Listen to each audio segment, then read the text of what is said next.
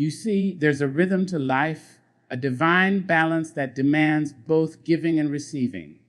But when you overgive, you break that rhythm. You disrupt the song your soul was meant to sing. And before long, you forget the sound of your own heartbeat beneath the noise of everyone else's needs. Overgiving often begins quietly. It starts with one small favor, one more, yes, when you wanted to say no. It starts with wanting to be liked, to be seen as dependable, to prove your worth through your usefulness.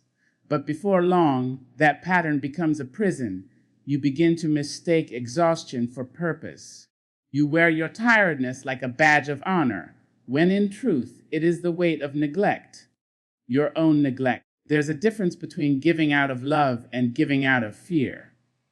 When you give from love, it multiplies, it strengthens you, it overflows. But when you give from fear, the fear of being alone, the fear of not being enough, it drains you until you can't recognize yourself in the mirror. You become a shadow of your own spirit. My dear, you must remember self. Respect is not selfishness. You must pour from the overflow, not from the depths of your survival. You cannot heal the world while you are bleeding quietly behind your smile. When you give too much, you teach people to expect your sacrifice as their right. They stop seeing your giving as kindness and start seeing it as duty. They grow comfortable in the space you carve out for them while you grow smaller inside it. And isn't that the saddest thing? To make yourself small just to fit into someone else's comfort. Sometimes the most loving thing you can do for others is to stop rescuing them. Stop saving them from the lessons they need to learn. Stop watering relationships that refuse to grow. Stop handing out your peace to people who thrive on your chaos. Your spirit deserves stillness. Your hands deserve rest. You cannot be everyone's answer and still be whole. You were never meant to fix every broken thing. Sometimes the greatest act of love is to let things fall apart so truth can rebuild itself. I know what it feels like to be tired from caring too much. I know the ache of being the strong one, the reliable one, the one who never asks for help because they think needing is weakness. But oh, there is strength in vulnerability. There is power in saying, I can't keep doing this. The moment you stop overgiving, you reclaim your dignity. You remind the world that you are not an endless resource. You begin to receive, not just from others, but from the universe itself. Doors open, energy returns, clarity comes. Because when you stop forcing what drains you, you make space for what nourishes you. You must teach the world how to treat you by how you treat yourself. When you overextend, you tell others that your comfort is negotiable, that your time is disposable. But when you stand in your truth and say, I cannot give what I no longer have, you remind them and yourself that you are worthy of preservation. Preserve your spirit. Guard your peace like a priceless treasure. You do not owe anyone constant access to your soul. You do not have to answer every call, attend every crisis, or solve every problem. Sometimes the best response is silence. The most powerful move is withdrawal, not from bitterness, but from wisdom. You are not responsible for everyone's happiness. You are not their savior. You are a light, but even the sun sets to rise again. There is beauty in retreat, in gathering yourself back into your own embrace. The world can wait while you heal. When you finally stop overgiving, you begin to hear the whispers of your own needs again. You start noticing the simple joys you'd been too tired to feel. A quiet morning, the taste of your coffee, the way peace feels when it finally returns to your chest. You remember who you were before the world told you that your value depended on your usefulness. Let them call you distant. Let them say you've changed. Because you have. You've remembered yourself. And remembering yourself is the most radical act of love there is. You can love deeply without losing yourself in the process. You can care without carrying. You can give without depleting. Love, when it's pure, flows freely. It doesn't demand your exhaustion as proof. There's a certain sacred defiance in saying, no more. No more pouring into cups that never refill yours. No more proving your worth through endless giving. No more confusing servitude with compassion. You have a right to rest. You have a right to say, this is enough. And the truth is, when you begin to honor yourself, the right people will stay. The ones who were only drawn to your giving will fade. And that's a blessing, because what's meant for you will never require you to sacrifice yourself to keep it. Stand tall in your enoughness. Speak gently to your tired soul. You've been the giver for too long. Now, it's time to receive. To receive love that doesn't drain you. To receive peace that doesn't require explanation. To receive joy that doesn't depend on being needed. You are allowed to rest. You are allowed to protect your light.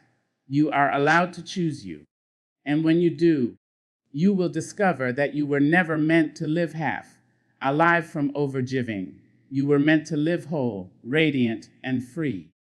When you have spent years giving without pause, it becomes a rhythm your heart doesn't know how to break.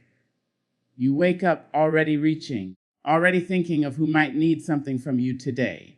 It feels noble at first, purposeful, even divine.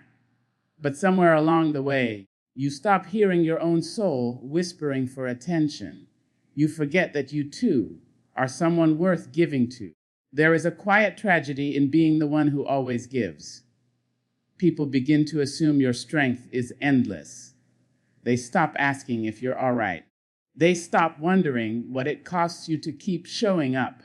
And because you've taught them that your love has no boundaries, they take without guilt while you crumble with a smile.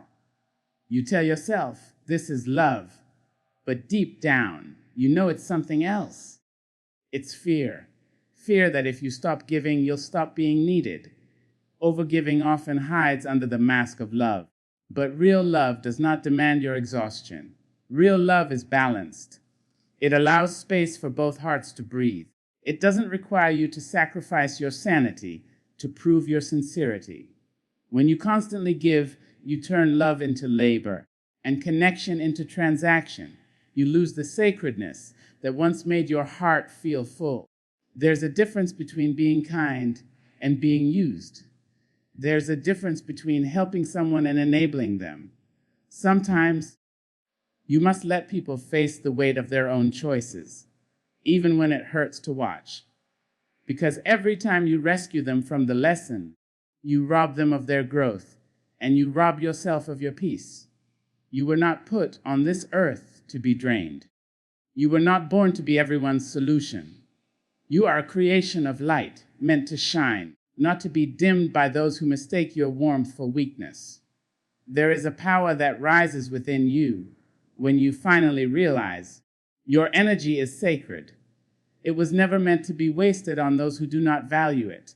Imagine just for a moment what it would feel like to give only from overflow, to wake up filled, to give without guilt, and to rest without apology. Imagine how soft life would become if you trusted that you are worthy even when you do nothing for anyone else. You are not loved because of what you give. You are loved because of who you are. That truth alone can set you free. Somewhere inside you is a tired version of yourself who has been waiting for you to stop running. That part of you is weary of being the strong one, the reliable one, the healer, the listener, the comforter. That version of you is begging for rest, whispering that it's all right to put the world down and hold yourself instead. You cannot heal others while neglecting your own wounds. You cannot pour water from a cracked vessel and expect the garden to bloom. Your soul is crying for replenishment. It's asking you to remember that taking care of yourself is not betrayal. It's alignment. There's an art to protecting your peace. It starts with silence, with pausing before you say wise, with asking yourself, if I give this, will I have anything left for me? It's about recognizing that peace is not selfish, it's survival. The world has conditioned you to believe that being selfless is the highest form of love. But there is nothing holy about forgetting yourself. You owe no one endless access to your spirit. You owe no one an explanation for choosing rest.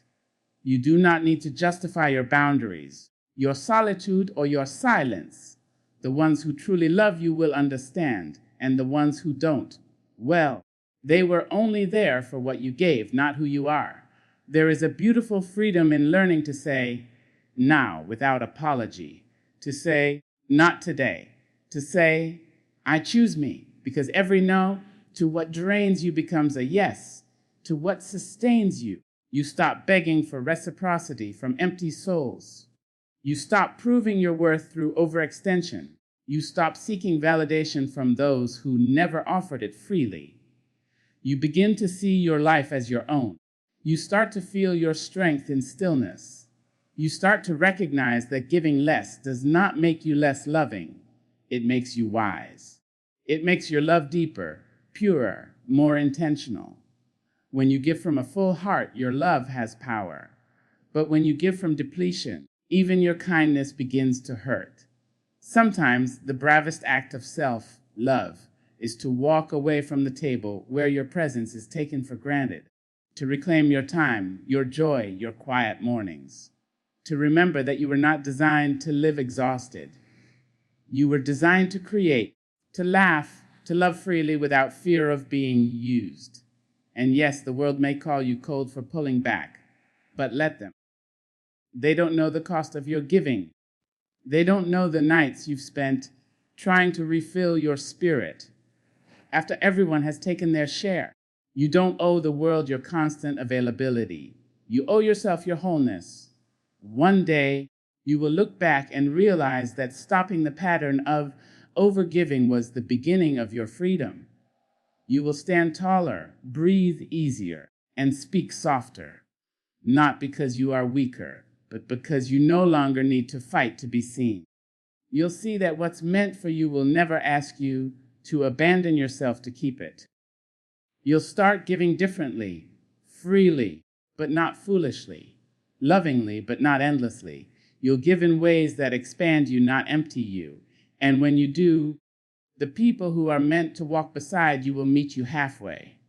They will pour back into you without being asked. They will understand that love, true love, is not a one-way offering. It's a sacred exchange. And you, beautiful soul, will no longer be the one who overgives. You will be the one who finally learned that your worth was never measured by what you could give away. It was written in the divine breath that made you whole.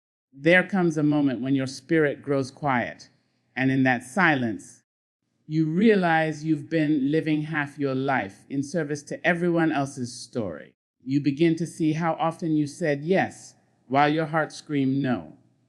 You see the moments you smiled through the ache, the times you stayed when your soul begged to leave. And you understand that overgiving was never about love. It was about fear of loss, fear of being forgotten, fear that your presence only mattered when it was tied to what you could offer. But there's a shift that happens when you start to honor your own worth. The air feels lighter, your breath deeper. You begin to walk slower, not because you're tired, but because you're finally at peace.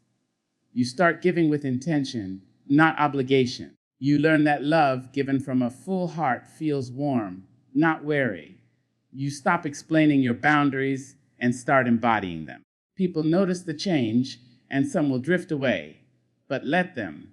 They were never meant to stay where your light grows brighter. In that space of newfound quiet, you find yourself again.